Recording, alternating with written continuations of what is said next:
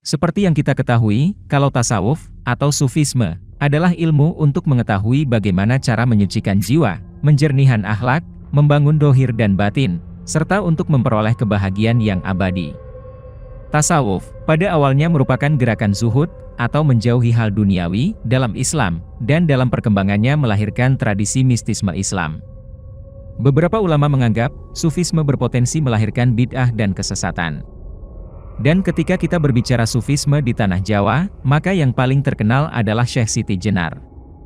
Seringkali, kita menemukan berbagai cerita yang aneh-aneh dan tidak masuk akal, bahkan banyak yang mengklaim, kalau Syekh Siti Jenar sesat.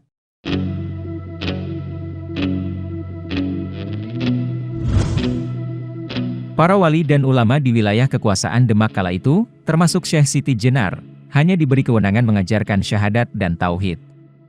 Sementara, Siti Jenar dikabarkan sudah berani memberikan materi tentang ilmu makrifat dan hakikat. Pandangan Syekh Siti Jenar dianggap mengancam proses tumbuh kembang Islam yang sedang subur-suburnya di Jawa, selepas runtuhnya Majapahit. Apalagi, Syekh Siti Jenar punya banyak murid dan pengikut, yang beberapa di antaranya cukup berpengaruh.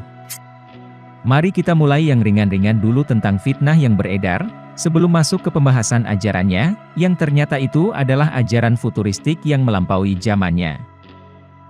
Di dalam salah satu tulisannya, Ustadz Shohibul Faroji Al-Robbani mencatat, setidaknya ada 5 kesalahan sejarah tentang Syekh Siti Jenar. Fitnah pertama, menganggap bahwa Syekh Siti Jenar berasal dari cacing. Sejarah ini bertentangan dengan akal sehat manusia, dan juga sunatullah dalam syariat Islam. Tidak ada bukti referensi yang kuat, bahwa Syekh Siti Jenar berasal dari cacing. Ini adalah sejarah bohong.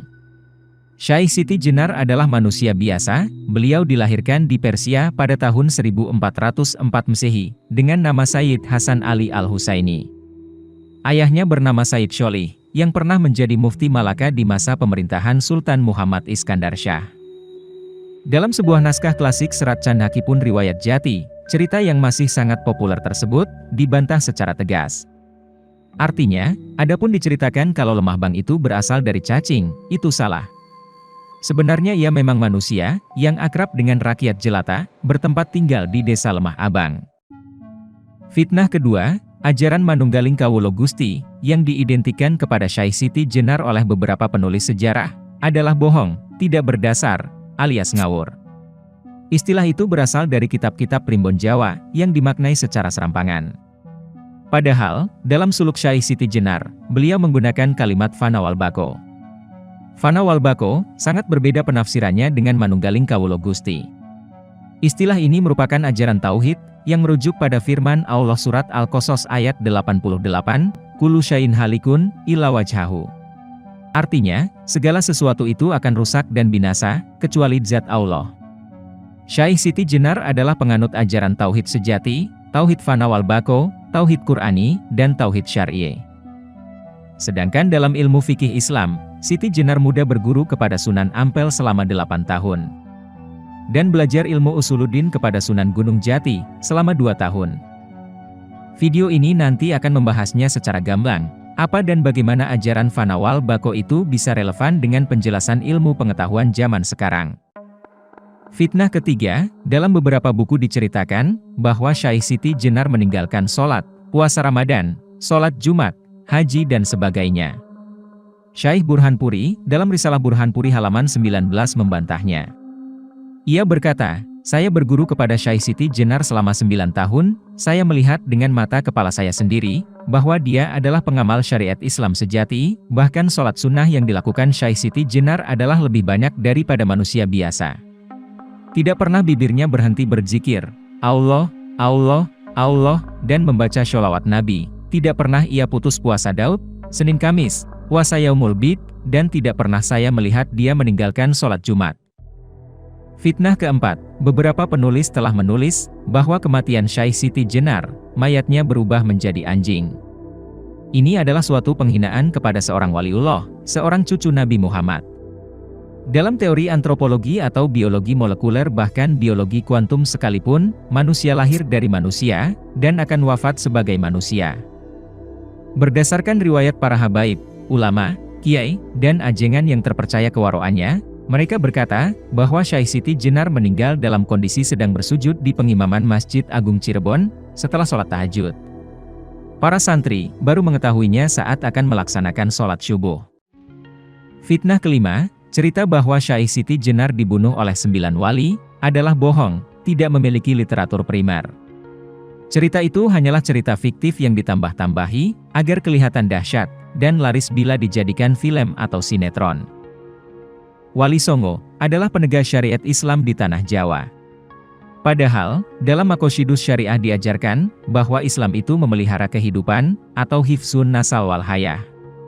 Tidak boleh membunuh seorang jiwa yang mukmin, yang di dalam hatinya ada iman kepada Allah.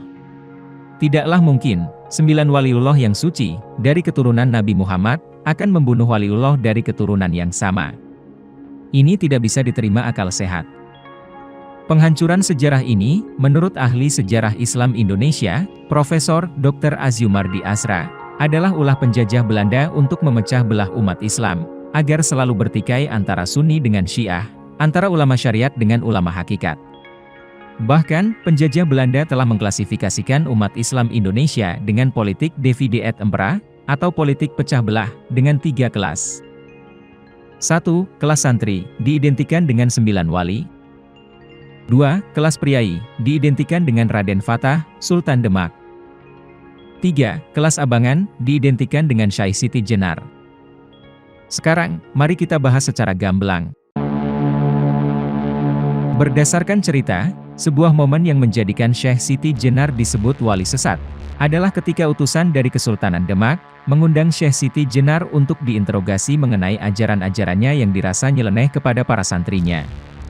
Namun ketika dipanggil, dari luar ruangan, ada suara yang menjawab dari tubuh Syekh Siti Jenar, yang kalimatnya, Siti Jenar tidak ada, yang ada Allah.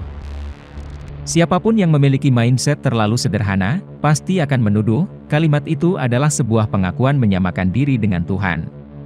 Padahal, bukan itu maksudnya. Maksudnya adalah manunggal, bukan menyamakan antara Tuhan dengan makhluk. Saya ulangi, manunggal, bukan berarti sama. Contohnya ketika sembahyang, bukankah sangat bagus ketika kita menghayati setiap bacaan ayat yang kita baca?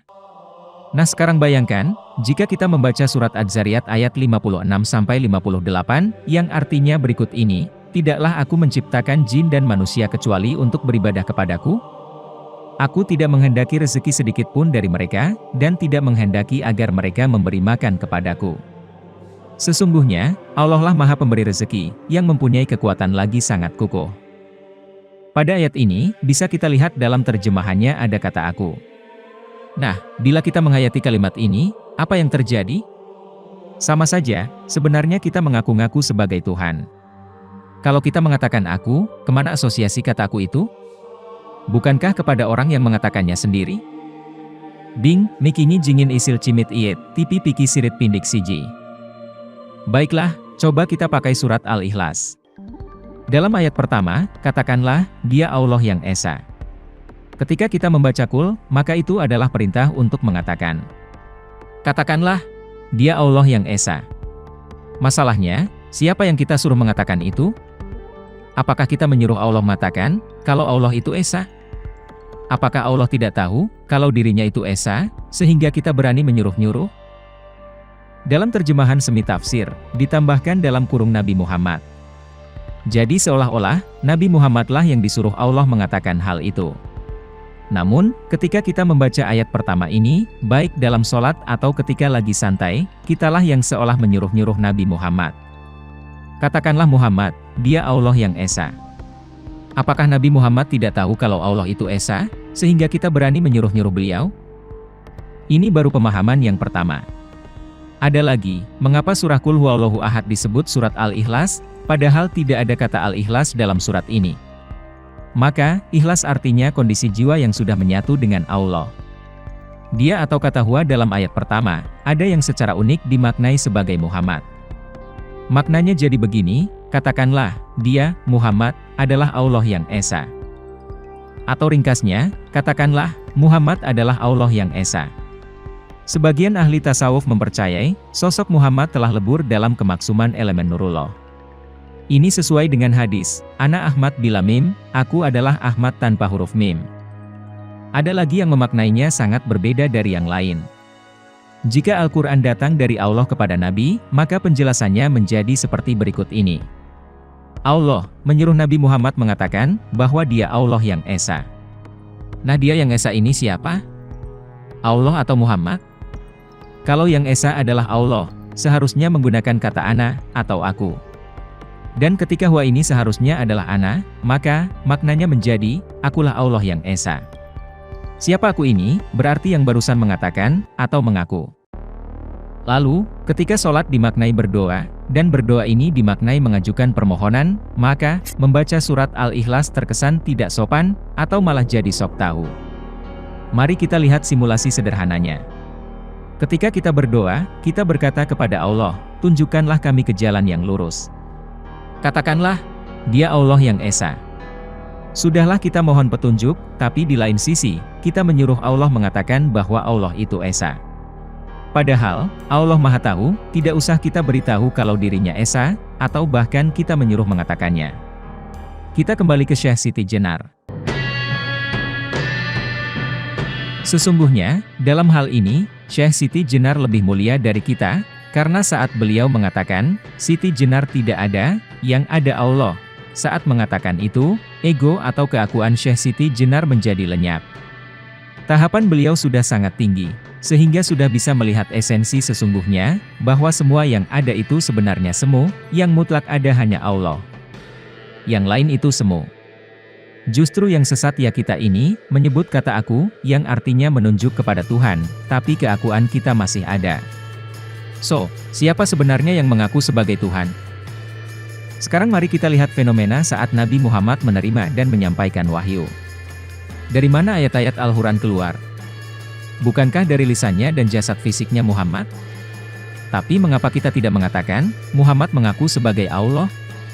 Karena saat ayat-ayat itu keluar, keakuan atau ego Muhammad tidak ada. Yang berbicara adalah akunya Allah. Mari kita bandingkan. Saat membaca surat Az-Zariyat, mana yang lebih pantas membacanya, kita atau Syekh Siti Jenar? Hanya yang benar-benar total meniadakan diri dan keakuannya sajalah, yang benar-benar pantas membaca ayat dalam surat tersebut. Saat kita meniadakan akunya kita, maka, yang ada adalah akunya Allah. Kita ini semu, alias tidak ada. Banyak yang berkata, kalau manunggaling kawula Gusti, adalah bagian dari filsafat. Namun sesungguhnya, itu bukan bagian dari filsafat, melainkan keniscayaan. Karena memang, pada wujud yang mendasar, semua wujud menyatu dengan Tuhan yang membentuknya. Hanya saja, Tuhan itu adalah definitif. Tuhan itu adalah sesuatu yang disembah dan puja, sesuatu yang ditakuti, sesuatu yang diprioritaskan, dan sesuatu yang mampu membuat kita melakukan sesuatu yang bahkan tidak kita sukai. Kalau begitu, siapakah Tuhan dalam hidup kita? Siapakah yang kita sembah dan kita puja dalam hidup ini? Siapakah sesuatu yang kita takuti dalam hidup ini? Siapakah sesuatu yang kita prioritaskan dalam hidup ini? Siapakah sesuatu yang mampu membuat kita mampu melakukan sesuatu yang bahkan tidak kita sukai dalam hidup ini? Ketika kita menjawabnya dalam kejujuran kesadaran, kita akan menemukan bahwa itulah Tuhan kita, lalu barulah kita boleh mengakui kalau diri kita bertuhan dengan siapa. Yang sering kita lakukan hanyalah mendewakan Allah. Atau, menganggap Allah adalah dewa satu-satunya. Seseorang akan sulit memahami keniscayaan manunggaling kawula Gusti, kecuali dia sudah mampu mengakui siapa Tuhannya sendiri. Karena pemahaman tentang keniscayaan ini tidak akan dijawab oleh sejarah atau buku filsafat apapun. Keniscayaan ini hanya bisa terjawab oleh akal yang mau bertafakur atau berpikir dalam kenetralan, dan inilah yang membuat banyak manusia lebih mudah menunjuk kalau keniscayaan ini adalah sesat dan menyesatkan. Karena memang, menunjuk seseorang tersesat itu lebih mudah dibanding menunjuk ketersesatan akalnya sendiri untuk memahami. Agar video ini lebih seru dan memainkan akal, mari kita membuat bahasan saintifik untuk menjabarkan kalau manunggaling kawula Gusti bukanlah ketersesatan dan tidak pernah menyalahi akal yang mau paham. Detik ini, bumi ini masih berputar. Dengan apa bumi ini berputar? Detik ini, padi masih menumbuhkan beras. Dengan apa padi itu menumbuhkan? Detik ini, kita melihat video ini dengan mata. Namun, dengan apa mata ini melihat? Pertanyaan ini bisa berdurasi puluhan juta jam video apabila dilanjutkan. Itu baru pertanyaannya, belum penjelasannya. Mari kita persingkat saja, dengan apa kehidupan ini bergerak? Dan jawabannya adalah dengan sistem. Sama seperti membangun bisnis yang bergerak autopilot. Begitu juga dengan dalamnya semesta yang bergerak autopilot sesuai dengan sistem yang sudah dibangun. Sistem adalah sebuah tatanan atau keterpaduan yang terdiri atas sejumlah komponen fungsional dengan satuan fungsi dan tugas khusus yang saling berhubungan dan secara bersama-sama bertujuan untuk memenuhi suatu proses tertentu. Dengan kata lain, harus ada kesadaran yang maha sadar, yang membentuk sistem semesta ini dari awal, hingga akhirnya nanti. Kalau kita masuk ke dalam dunia kuantum fisika, maka, seluruh materi menjadi atom yang terbentuk dari energi. Bagi mata manusia, energi adalah kekosongan fisik tidak terlihat, tapi bukan berarti tidak ada. Niels Bohr, seorang ahli fisika, pernah memperingatkan kita, mereka yang tidak terkejut ketika mereka pertama kali menemukan teori kuantum, tidak mungkin memahaminya. Bohr benar, karena di sana terdapat mahakarya kesadaran maha sadar, yang dengan sistemnya membentuk energi, maka terbentuklah kehidupan dalam semesta ini. Itulah kenapa, Siti Jenar berkata dalam lirik syairnya, ada adalah tiada, dan kehampaan ini bernyawa. Sebenarnya, kalimat ini sangatlah saintifik. Keberadaan kita saat ini, adalah ketiadaan fisik. Kita adalah materi hampa, atau kekosongan fisik, yang hidup, atau bernyawa. Bukan sebuah isu, kalau seluruh materi yang terdapat di dalam semesta ini tidak lain terbentuk dari kumpulan atom-atom. Atom, tidak memiliki struktur fisik. Atom adalah 99,99999% energi, dan 0,00001% zat fisik. Maka, seluruh semesta ini, pada wujud aslinya tidak berwujud apa-apa, selain energi yang bervibrasi. Ini berlaku untuk semuanya, termasuk di dalamnya manusia. Fakta yang dibawa oleh fisika kuantum ini membuat akal kita terpelintir. Bukankah logikanya kalau semua bahan dasarnya sama, maka harusnya bentuk akhirnya juga sama? Ternyata tidak. Manusia dan kucing itu berwujud asli sama, yaitu bentukan atom yang ujungnya hanyalah energi yang bervibrasi. Tapi kenapa kita berbentuk manusia, dan kucing itu berbentuk kucing? Kenapa bunga lili berbentuk bunga lili, dan bunga bakung berbentuk bunga bakung? Padahal, mereka berdua adalah sama-sama atom, yang sekali lagi ujungnya hanyalah energi yang bervibrasi. Pertanyaan besarnya, kalau semesta ini hanyalah energi yang bervibrasi, lalu bagaimana bisa energi itu begitu sadar membentuk begitu banyak wujud bentuk materi? Jawabannya adalah kimia. Meski atom terlihat seperti atom, namun atom memiliki dan membawa identitas dari wujud fisik yang kita lihat. Semua atom terbuat dari partikel tritunggal yang sama, yaitu proton, neutron, dan elektron. Tetapi, jumlah proton, neutron, dan elektron dalam tiap-tiap atom berbeda-beda. Dengan kata lain, meski berbentuk atom, namun atom-atom itu unik. Ketika atom-atom unik ini bergabung dalam senyawa kimia, maka, hasil dari gabungan itulah yang menentukan materi fisik yang kita lihat. Itulah yang membuat kita melihat apel sebagai apel, tangan sebagai tangan, dan bulan sebagai bulan. Atom yang sama, tapi memiliki jumlah komposisi isi yang berbeda, sehingga masing-masing menghasilkan unsur yang unik. Lalu, unsur-unsur unik itu menyatu, dan mewujudkan materi-materi baru yang berbeda-beda. Bukankah atom ini super canggih? Sampai di sini, kita memiliki pertanyaan yang lebih menelisik lagi.